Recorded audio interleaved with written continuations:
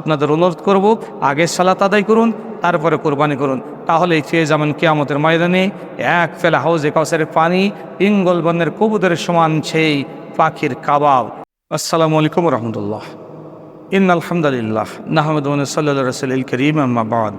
আউযু বিল্লাহি মিনাশ শাইতানির রাজীম। বিসমিল্লাহির রহমানির রহিম। রব্বি হাবলি মিনাস সালিহিন ফাবাশশারনাহু বিগুলামিন হালিম। ফালাম্মা বালাগা মা'হু আস-সা'য় ক্বালা ইয়া বুনাইয়া ইন্নী আরা ফিল মানামি আন্নী আসবাহুকা ফানজুর মাযা তারা। ক্বালা ইয়া আবাতি ইফআল মা তু'মার সাতাজিদুনী ইনশাআল্লাহু মিনাস সাবিরিন। সাদাকাল্লাহুল আযীম। প্রশংসা সবটুকু আল্লাহ পাক রব্বুল আলামিনের, যার অশেষ মেহেরবানিতে আজকে আমরা পবিত্র জিলহজ মাসের প্রথম দিকেই আল্লাহ পাক ও রব্বুল আলামিন কোরআনুল কারীমের সূরা সাফফাতের এখানে আয়াত তেলাওয়াত করে গুরুত্বপূর্ণ একটি ইবাদতের ব্যাপারে আলোচনা করতে বসেছি যে আল্লাহ তৌফিক দিয়েছেন, তার প্রশংসা করে বলে আলহামদুলিল্লাহ। দরুদ ও তাসলিমাত বর্ষিত হোক বিশ্ব মানবতা মুক্তির দূত নবী মুহাম্মদ রাসূলুল্লাহ সাল্লাল্লাহু আলাইহি ওয়াসাল্লাম। সম্মানিত দর্শক শ্রোতা, আপনারা জানেন জিলহজ মাসের যে আমলটি কোরবানি, এটি আজ থেকে ৫,৫০০ বছর আগে হযরত ইব্রাহিম আলাইহিস সালামের সময় থেকে এসেছে। তবে প্রথম কোরবানি হযরত আদম আলাইহিস সালামের সময় থেকে। আদম আলাইহিস সালামের দুই পুত্র হাবিল এবং কাবিল, আকলিম এবং লিওজা, দুই বোন দুই ভাই বিবাহকে কেন্দ্র করে যে গণ্ডগোল হয়েছিল, আল্লাহ তাদের কোরবানি করতে বলেছিলেন। অতলো নাবা ইবনা আদামা, আল্লাহ বলছেন তোমরা ওই আদম আলাইহিস সালামের পুত্রের বিষয়টা তোমরা একটু অধ্যয়ন করে দেখো। ইসকাররা বা কোরবানান, তারা যে কোরবানি করেছিল সে বিষয়টা একটু তোমরা তেলাওয়াত করে দেখো। ওখান থেকে কোরবানির ইতিহাস এসেছে। তবে কোরবানি শব্দের অর্থ হচ্ছে আল্লাহর নৈকট্য লাভ করা। কোরবানি কে করবে? কোরবানি ওই ব্যক্তি করবেন, বিশ্বনবী বলছেন মান ওয়াজাদা সাআতান ফালাম ইয়াদাহ ফালা ইয়াকরাবান্না মুসাল্লানা। যে ব্যক্তি সামর্থ্য আছে কিন্তু কোরবানি করল না, সেজন্য ঈদগাহে না আসে। তবে কোরবানি করার এক নম্বর শর্ত আল্লাহ রাব্বুল আলামিন সূরা আল কাউসারের মধ্যে বলেছেন ইন্না আতাইনাকাল কাউসার ফাসাল্লি লিরাব্বিকা ওয়ানহার ইন্না শানিআকা হুয়াল আবতার। নিশ্চয় হে রাসূল, আমি আপনাকে কাউসার দান করেছি। ফাসাল্লি লিরাব্বিকা ওয়ানহার, সুতরাং আপনি আপনার রবের নামে সালাত আদায় করুন এবং কোরবানি করুন। ইন্না শানিআকা হুয়াল আবতার, আপনি নির্বংশ নয়, লেস কাটা নয়, ওরাই নির্বংশ, ওরাই লেস কাটা। এই কোরআনুল কারীমের সূরা আল কাউসারের মাধ্যমে আমরা জানতে পেরেছি কোরবানি তিনি করবেন যিনি সালাত আদায় করেন। তাহলে আগে সালাত আদায়, পরে কোরবানি।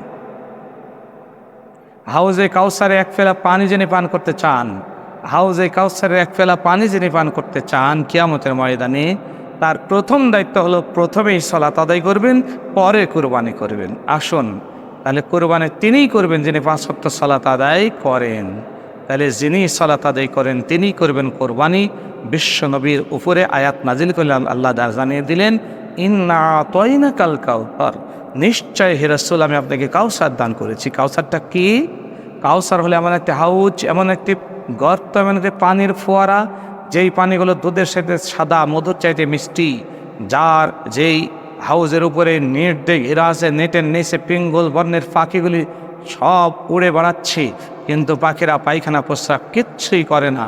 কিয়ামতের ময়দানে যারা এই পৃথিবীতে সালাত আদায়ের পর কোরবানি করেছে, কিয়ামতের ময়দানে ওই কোরবানিকারী ব্যক্তিদেরকে হাউজে কাউসারে এক ফলে করে পানি আল্লাহ রাসূল দিবেন, ওরা পান করবে, আর পিঙ্গল বর্ণের পাখিগুলো কাবাব হয়ে মুখের কাছে আসবে, ওরা খাবে। তাহলে কিয়ামতের ময়দানে যারা হাউজে কাউসারে এক ফেলা পানি আর পিঙ্গল বর্ণের পাখির কাবাব খেতে চায়, তাদের ১ নম্বরের দায়িত্ব হলো সালাত আদায় করা, ২ নম্বরের দায়িত্ব হচ্ছে কোরবানি করা। আল্লাহ রাব্বুল আলামিন অন্যত্র বলেছেন ইন্না সলাতি ওয়া নুসুকি ওয়া মাহিয়ায়া ওয়া মামাতি লিল্লাহি রাব্বিল আলামিন। নিশ্চয় আমার সালাত, ইন্না সলাতি, নিশ্চয় আমার সালাত, ওয়া নুসুকি ২ নম্বরে কোরবানি। তাহলে ১ নম্বরে নিশ্চয় আমার সালাত, ২ ওয়া নুসুকি আমার কোরবানি, ৩ ওয়া মাহিয়ায়া আমার জীবন, ৪ ওয়া মামাতি আমার মরণ, লিল্লাহি রাব্বিল আলামিন সেই বিশ্ব জগতের প্রতিপালক আল্লাহ রাব্বুল আলামিনের জন্য। তাহলে আমার সালাত, আমার কোরবানি, আমার জীবন, আমার মরণ সব হচ্ছে একমাত্র আল্লাহ পাক রব্বুল আলামিনের জন্য। এই আল্লাহ পাক রব্বুল আলামিনের জন্য যদি আমার সালাত, আমার কোরবানি, আমার জীবন, আমার মরণ হয়ে থাকে, তাহলে আমি ৩ লক্ষ টাকা দিয়ে গরু কোরবানি দিলাম, 5 লক্ষ টাকা দিয়ে আমি উট মানে আরও বড় বড় কোরবানি দিলাম, বা উট কোরবানি দিলাম 10 লক্ষ টাকা দিয়ে কিনে আমি পত্রিকার পাতায় দিয়ে দিলাম, টিভির হেডলাইনে দিয়ে দিলাম, বাট আল্লাহর কাছে আমার কোনো সওয়াব নাই। আল্লাহ বলেই দিন লা ইয়ানালুল্লাহু লুহুমুহা ওয়ালা দিমাহুহা ওয়ালাকিন ইয়ানালুহু তাকওয়া মিনকুম। আমি কোরবানির কোন পশুর গোশত খেতে চাই না, রক্ত খেতে চাই না, আমি শুধুমাত্র চাই তার মধ্যে তাকওয়া কেমন রয়েছে। সালাত 5 ওয়াক্তের মধ্যে 1 ওয়াক্ত নাই, সারা বছর মসজিদের দিকে নাই, অথচ 5 লাখ টাকা 3 লাখ টাকার 2 লাখ টাকার গরু কিনে এসে খুব বড় বড় গল্প দেয় যে এবার আমি 2 লাখ টাকার একটা গরু কিনলাম কোরবানি দেওয়ার জন্য, বাড়িতে আর একটা খাসিও আছে 50,000 টাকা দিয়ে কিনেছি। ধিক্কার জানাই আপনাকে, আপনি কিসের কোরবানি করেন? আপনাকে জানা নাই প্রথমে সালাত, আগে সালাত, পরে কোরবানি। আপনি সালাতের পাবন্দি করতেই জানেন না, গোটা পরিবারকে পশ্চিম চেনে না, কেবলামুখী হতে পারে না, সালাত আপনি আদায় করেন না, আপনার কোরবানি আর কোনো দরকার নাই, আল্লাহর দরবারে কোরবানি আপনার কবুল হবে না। সুতরাং প্রথমেই সালাত আদায়ের অভ্যাস করুন, এরপরে কোরবানি করুন, তাহলেই আপনার কোরবানি আল্লাহর দরবারে কবুল হয়ে যাবে। কিয়ামতের ময়দানে কোরবানির বদলতেই আল্লাহ পাক রব্বুল আলামিন আপনাকে জান্নাতের মেহমান হিসেবে কবুল করে নেবে। হযরত ইব্রাহিম আলাইহিস সালামের 10টা সুন্নাতের মধ্যে একটা সুন্নাত আপনি আদায় করলেন, এজন্য আল্লাহ খুশি হয়ে গিয়ে আপনাকে জান্নাত দান করে দেবেন। এজন্য আসুন প্রিয় দর্শক শ্রোতা, আপনাদের অনুরোধ করব, আগে সালাত আদায় করুন, তারপরে কোরবানি করুন, তাহলে খেয়ে যাবেন কিয়ামতের ময়দানে এক ফেলা হাউজে কাউসারের পানি, পিঙ্গল বর্ণের কবুতরের সমান সেই পাখির কাবাব। আল্লাহ রাব্বুল আলামিন আমাদের সকলকে এই কথাগুলি বুঝে পরিপূর্ণভাবে কোরবানির হক আদায় করে সহি নিয়ত করে কোরবানি কিনে, ভালো পশু কোরবানি কিনে, 6 প্রকারের পশুর মধ্যে যে কোনো একটি গরু,